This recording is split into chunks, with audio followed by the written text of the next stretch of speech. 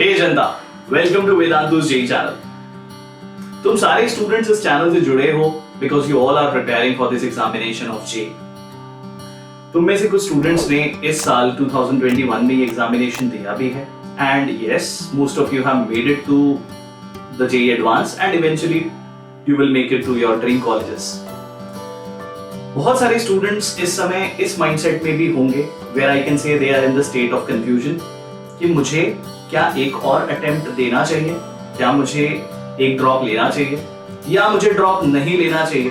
बहुत सारे सवाल इस समय दिमाग में इस पर्टिकुलर पॉइंट पे आके रुके हुए होंगे। मैं तुम्हारे साथ आज कुछ ऐसी चीजें शेयर करने वाला हूं जो जब मैंने पहली बार इस एग्जामिनेशन को अटेम्प्ट किया था and that was 2004 with my 12th standard, वहां से मैंने कुछ डिसीजंस लिए थे। One of the biggest of the decision was to take a drop and reappear for this examination in 2005 and चीजें कुछ ऐसी turn out हुई that I could make it to IIT Bombay with a lot of things in the background, a lot of hard work, a lot of support from the teachers, बहुत सारे ups and downs, बहुत सारी difficulties, बहुत सारे challenges, बहुत सारे friends, बहुत सारे teachers और ना जाने क्या क्या। तो बहुत सारी चीजें हैं जो मैं तुम्हारे साथ आज शेयर करना चाहता हूं।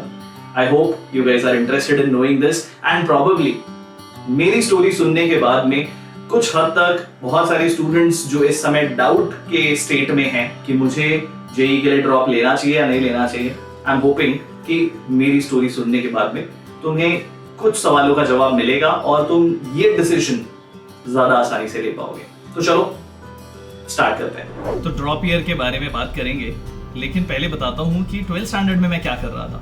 तो यार 12th स्टैंडर्ड तक तो बिल्कुल कोई प्लान नहीं था कि कभी इंजीनियरिंग एंट्रेंस एग्जाम भी हम प्रिपेयर करेंगे। इनफैक्ट वेरी ऑनेस्टली, क्योंकि मेरे फादर खुद आर्मी में सर्व कर चुके हैं, तो आई कैन से दैट कि पहला जो कभी थॉट आया भी था कि अपना करियर किस डायरेक्शन में बनाना है, तो I guess it was about being into any defence services. In fact मैंने खुद ने एनडीए एंट्रेंस एग्जामिनेशन दिया भी है और क्लियर भी किया है।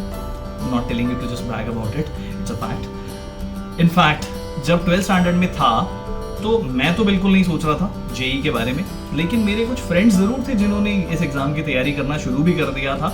और मुझे याद है आज भी, दिवाली के बाद जब मंथ ऑफ नवंबर के आसपास की बात है, जब जेई के एग्जामिनेशन के फॉर्म रिलीज होते थे। और सिर्फ जेई की बात नहीं है, हमारे टाइम पे सिर्फ एक नहीं बल्कि 5 से 10 एंट्रेंस एग्जामिनेशंस होते थे। हर कॉलेज अपने खुद के एंट्रेंस एग्जाम को कंडक्ट किया करता था। तो उस समय मेरे फ्रेंड्स ने फॉर्म फिल किया और कहीं ना कहीं मुझे भी लगा कि चलो एटलीस्ट फॉर्म तो फिल किया जाए। 12th स्टैंडर्ड के साथ में मैंने इस एग्ज़ाम और बाकी के एग्ज़ाम्स के फॉर्म्स को फिल किया। जेई तभी 2 स्टेजेस में कंडक्ट होता था, जेई स्क्रीनिंग और JEE main. Yes, JEE main used to be a subjective exam for IIT और वो तब आप दे पाते थे जब आप जेई स्क्रीनिंग क्लियर करते थे। बोर्ड एग्ज़ाम नवंबर के बाद जब हम प्रिपेयर कर रहे थे तो मार्च में कंडक्ट हुए। मार्च में बोर्ड एग्ज़ाम देने के अराउंड 2 हफ्ते के बाद में आप अप्रैल में जेई स्क्रीनिंग देते थे। मैंने वो एग्ज़ाम दिया और फॉर्चुनेटली जेई स्क्रीनिंग में क्लियर कर पाया जब उसका रिजल्ट आया अप्रैल एंड में। लेकिन जब जेई मेन यानी second stage of JEE examination which was an very subjective examination, वो मैं क्लियर नहीं कर पाया ऑब्वियसली, क्योंकि मैंने इस एग्ज़ाम के लिए प्रिपेयर किया ही नहीं था। लेकिन जो हमारा स्टेट इंजीनियरिंग एंट्रेंस एग्ज़ाम होता है वो क्लियर हो गया था और मुझे कोटा, जो कि मेरा होम टाउन है, वहाँ पे government college of Kota, government engineering college of Kota, वहाँ पे मुझे इलेक्ट्रिकल इंजीनियरिंग ब्रांच ऑफर भी हो रही थी। बट आई थिंक किस्मत को कुछ और मंजूर था, मैंने उस साल कॉलेज ज्वाइन नहीं किया और कुछ फैक्टर्स थे जिस वजह से मैंने डिसाइड किया कि मैं 1 साल का ड्रॉप लूँगा। तो बताता हूँ कि एग्जैक्टली क्या फैक्टर्स थे जिन्होंने मुझे हेल्प की डिसाइड करने में टू टेक द ड्रॉप। तो ड्रॉप लिया जाए ये किन बातों पे डिसाइड हुआ। सबसे पहले बता देता हूँ कि even after taking science BSc करने का इरादा मेरा कभी भी नहीं था, तो वो ऑप्शन मैंने हमेशा अपने लिए बंद रखा। हाँ, डेफिनेटली मैं डिफेंस में जरूर जाना चाहता था, लेकिन after appearing for JEE examination with my 12th standard and clearing the first stage, मेरे फिजिक्स टीचर ने मुझे बहुत ज़्यादा सपोर्ट किया। उन्होंने एक्चुअली मुझे काउंसिल किया to think about appearing for this examination one more time. But honestly speaking मैं 100% तब भी कन्विंस नहीं हुआ था। मैं ये ज़रूर बता सकता हूँ कि जब आप किसी एग्ज़ाम के लिए प्रिपेयर नहीं भी करते हो और उस एग्ज़ाम के लिए अपेयर करते हो, तो अपेयर करने और रिजल्ट आने के बीच में उससे जुड़ी हुई बहुत सारी चीज़ों के ऊपर आपका ध्यान जाता है। तो आप अपने दोस्तों से बात करते हो, आप खुद अपनी रिसर्च करते हो, आप न्यूज़पेपर में उसके बारे में पढ़ते हो, आप उसके बारे में, उसके आफ्टर इफेक्ट्स के बारे में भी बहुत ज़्यादा चीज़ों को स्टडी करते हो। And being in the city of Kota, I was actually surrounded with a lot of such news and such information. तो मैं बोल सकता हूँ कि मेरी काइंड ऑफ आंखें खुल गई। मुझे ये बात समझ में आ गई कि इंजीनियरिंग करने का जो रास्ता है वो डेफिनेटली एक अच्छा ऑप्शन है। तो जब मैंने मेरे टीचर की काउंसलिंग के बाद में और मेरे खुद के बढ़ते हुए इन्फ्लुएंस को ध्यान में रखते हुए इस बारे में सोचा, तो मुझे एक बात रियलाइज हुई कि जब मैंने पहला अटेम्प्ट दिया था with my 12th standard, I did not give my 100%. In fact, मैं बोल सकता हूँ कि मैंने अपने पोटेंशियल के अकॉर्डिंग प्रिपेयर ही नहीं किया था। And that is where mentally I made up my mind कि अगर मैं एक साल और इस एग्जाम की तैयारी करूंगा तो डेफिनेटली मैं वो परफॉर्म कर पाऊंगा जो मेरा पोटेंशियल है। And definitely that would require me to give 1 year with proper guidance, and that's what I did. How did I convince my father is altogether a different story.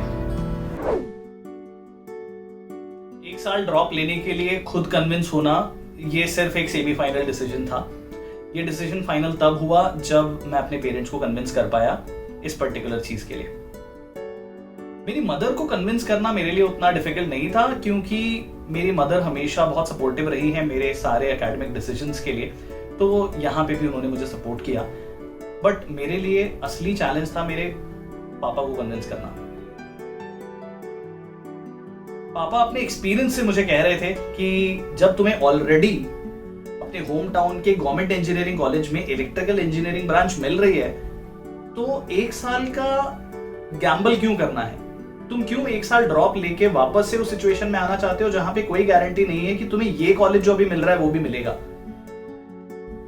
It took me almost 4 to 5 days to figure out the conversation that I wanted to have with him.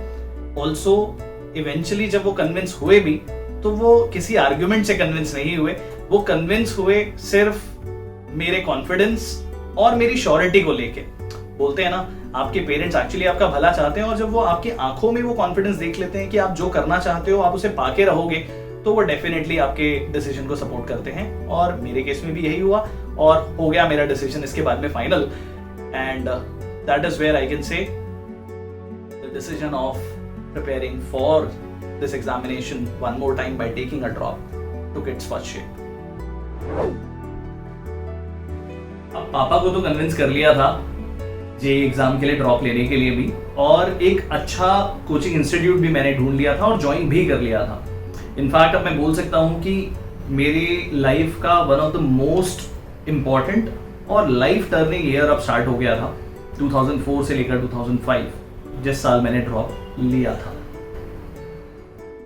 I realised JEE as an examination जब हम prepare करते हैं तो ये examination सिर्फ और सिर्फ आपके सब्जेक्ट नॉलेज को चेक नहीं करता। मैं आज अपने स्टूडेंट्स को ये बात बोलता भी हूँ कि ये एग्जामिनेशन एक्चुअली आपके अंदर के पूरे कैरेक्टर को चेक कर लेता है। आप कितने सेल्फ डिसिप्लिन्ड हो, कितने हार्ड वर्किंग हो, कितना अपनी मिस्टेक्स से सीखते हो और उन्हें रिपीट नहीं करते हो, आप कितना अपने टीचर्स की बोली हुई बातों को अमल करते हो और उन्हें फॉलो करके अप्लाई करते हो, एंड मेनी मोर थिंग्स। ये सारी चीज़ों का निचोड़ जो है ये एग्जामिनेशन टेस्ट भी कर लेता है। और मैं बोल सकता हूँ कि अगर आपकी जेईई प्रेपरेशन में आप इन सारी चीज़ों को रियलिस्टिकली अप्लाई कर सको तो रिजल्ट्स आपके फेवर में आएंगे, इसमें कोई डाउट नहीं होता। और बोला जा सकता है कि आपको रिजल्ट आने से पहले ही पता होगा कि आपका एग्जामिनेशन क्लियर हो जाएगा। आई टेल यू, मेरे उस एक साल के प्रेपरेशन में मैंने कहाँ कहाँ पे इन चीज़ों को मीनिंगफुल होते हुए भी पाया और अप्लाई भी किया, जिससे कि मेरा जो जेईई का प्रेपरेशन ईयर था वो इंटरेस्टिंग भी बना और फ्रूटफुल भी बना। सबसे पहले तो आई कैन से दैट कि जेईई के लिए प्रिपेयर करना was my own decision। मतलब मैंने किसी भी इन्फ्लुएंस में आके ये डिसाइड नहीं किया था कि मुझे इस एग्जाम को देना है। Even after being from the city of Mecca Medina of this examination, मुझे कभी भी इस बात का कोई ग्लैमर इफेक्ट नहीं था। मैंने जेन्युइनली डिसाइड किया था, तो इसीलिए मैं बोल सकता हूँ कि मुझे किसी और एक्सटर्नल मोटिवेशनल फैक्टर की ज़रूरत नहीं पड़ती थी for throughout that year of preparation, I was self motivated always because it was my own decision. And obviously क्योंकि मैंने अपने father को convince किया था against all the odds, तो डेफिनेटली जिम्मेदारी भी खुद पे ही थी अपने आप को प्रूव करने की. तो self motivation was definitely there. Never required anyone else to tell me that you have to study for this examination. उसके अलावा सेल्फ मोटिवेशन वाज देयर, लेकिन एक प्लान ऑफ एक्शन होना बहुत ज्यादा जरूरी होता है. मैंने जो भी प्लान ऑफ एक्शन था उसे फॉलो पूरे डिसिप्लिन के साथ में किया. इट एक्चुअली आई कैन से comes from my parent itself. तो किस टाइम पे मुझे उठना है से लेकर मुझे दिन में कब क्लास जाना है, मुझे कब अपने होमवर्क को कंप्लीट करना है, रिवीजन करना है से लेकर मुझे कितने बजे तक सो जाना है और अपनी हेल्थ का कैसे ध्यान रखना है, ये सारी चीज़ों को मैं डिसिप्लिन वे में फॉलो कर पाया. And I can say that इतना ज़्यादा मैं इस चीज़ में इन्वॉल्व हो गया दैट जब मेरे पूरे एग्जामिनेशंस हो गए थे, मैं फ्री हो गया था, तो मेरी बॉडी की क्लॉक इतनी ज्यादा सेट हो गई थी कि मुझे एक्चुअली लगता था कि मैं कुछ गलत कर रहा हूँ when I'm not actually being with my books and following my routine. So I was that engrossed into my JEE preparation and not by any force, by my own decision and by my own self-discipline. One very important thing इन सारे points में जो मैं बोलता हूँ सबसे ज्यादा important point है JEE preparation में, जो मुझे सबसे ज्यादा help किया होगा उस साल, दैट वॉज द कंसिस्टेंसी. मतलब ये कि अगर मुझे क्लास में जाना है तो मैं कंसिस्टेंटली सारे क्लासेस लगाता था, मैंने कोई क्लास कभी मिस नहीं की. दूसरा, जो भी क्लास में पढ़ाया जाता था जनरली बोला जाता है कि उसे आपको आगे घर पे आके रिवाइज करना चाहिए, उस पे बेस्ड जितने भी होमवर्क्स हैं, रिविजन के क्वेश्चंस हैं, वो सारे लगाने चाहिए. आई कैन से दैट कि दैट वाज 1 ईयर जब मैंने इन चीज़ों को बिल्कुल रिलीजियसली फॉलो किया. सारे क्लासेस लगाना, टीचर की हर बात सुनना, अपना ध्यान इधर उधर नहीं भटकाना, और जब घर पे आता था तो एग्जैक्टली उस टाइम बाउंड शेड्यूल के अंदर मैं अपने होमवर्क को भी कंप्लीट करता था. एक्चुअली होमवर्क जैसा कोई कॉन्सेप्ट होता नहीं था, पर मैं अपने लिए जो टारगेट सेट करता था कि अगर मेरी कोई बुक है, जैसे तत्व बुक हम लोग रेकमेंड करते हैं आज वेदांतु में, उस बुक के उन सारे सवालों को मैं खुद से किया करता था, ट्राई करता था जो उस दिन पढ़ाए गए थे. तो definitely consistency of everything, from going to the class, from doing all the problems on the same day, revising it on the same day, and appearing for all the mock test, and eventually being very consistent about everything helped me a lot. Very important point. Not just that, जिस exam की आप तैयारी कर रहे हो उस exam में इतनी सारी चीजें आपको करनी पड़ती हैं कि शायद अगर आप खुद से वो सारी गलतियां करने की कोशिश करो और फिर उनसे सीखने की कोशिश करो तो you may have to give multiple attempts, and that is why it is recommended that you prepare under someone's guidance. सिर्फ और सिर्फ for the sake of joining a coaching you should not join. जब आप join करते हो तो आप इसलिए नहीं ज्वाइन करते कि कोई टीचर आपको वो सब्जेक्ट्स पढ़ा देगा. आप इसलिए ज्वाइन करते हो कि जिन टीचर से आप पढ़ाई करने वाले हो उनके life experiences, because they have also prepared for this examination, वो आपको बहुत ज्यादा हेल्प करते हैं. They are the people who have seen the ups and downs. They are the people who can tell you कहाँ आप गलत जा सकते हो, कहाँ आपको क्या टर्न लेना चाहिए जेईई प्रेपरेशन में. वो सारी चीजें बहुत ज़्यादा इंपॉर्टेंट होती है. And I saw this working for me, because मैं एक चीज़ आफ्टर कंसिस्टेंसी बोल सकता हूँ कि मैंने जितनी भी बातें मेरे टीचर्स ने बोली मुझे, जितनी भी फंडे वो क्लास में दिया करते थे, जो भी वो पढ़ाते थे और जो चीज़ें हमें वो स्किप करने के लिए कहा करते थे, वहाँ तक मैंने सारी चीज़ों को फॉलो किया and result was in my favour. And there are many things, but last but not the least that I will say, मैं जितने भी मॉक टेस्ट दिया करता था, फर्स्ट ऑफ ऑल मैं सारे एग्जाम दिया करता था, लेकिन उन सब में ऑब्वियसली मैं हर बार बेस्ट रैंक्स में नहीं आता था. बहुत बार कभी टेस्ट गलत भी होते थे, क्वेश्चंस गलत हुआ करते थे. सबसे ज़्यादा इम्पॉर्टेंट चीज़ जो मॉक टेस्ट से रिलेटेड हुआ करती थी वो ये कि मैं घर आने के बाद में उसी एग्ज़ाम के दिन, हमारे एग्ज़ाम हुआ करते थे, मॉक टेस्ट हुआ करते थे ऑन एवरी ऑल्टरनेट संडे को सारे मॉक टेस्ट दे के जब मैं घर आता था तो आई यूज टू ऑलवेज एनालाइज कि मैंने जो टेस्ट दिया, मैंने जितना प्रिपेयर किया था, मैं उतना परफॉर्म कर पाया या नहीं कर पाया. क्या मैं अपने आप को अंडर एस्टिमेट कर रहा था, क्या मैं अपने आप को ओवर एस्टिमेट कर रहा था, या मैं एट पार परफॉर्म कर रहा था. जो भी गलतियां मैं करता था, मैं कोशिश करता था कि उसे मैं कभी भी रिपीट ना करूं. And one of the biggest thing which I can say as a guru mantra to all of you now is more than आप कितने क्वेश्चंस करेक्ट सॉल्व करते हो, अगर आप अपने नेगेटिव मार्क्स जो क्वेश्चंस लेके आते हैं सिर्फ उन्हें भी अवॉइड कर जाओगे तो आपकी रैंक ड्रास्टिकली इंप्रूव हो जाती है. And this worked for me by this share one point that I never repeated the mistakes which I made, be it academic be it non academic. Okay guys, so अब इसके बाद में मैं आपको बताता हूँ कि जब मैं एग्जाम के लिए गया तो कौन कौन से एग्जाम्स मैंने दिए और उन सबके रिजल्ट्स क्या रहे.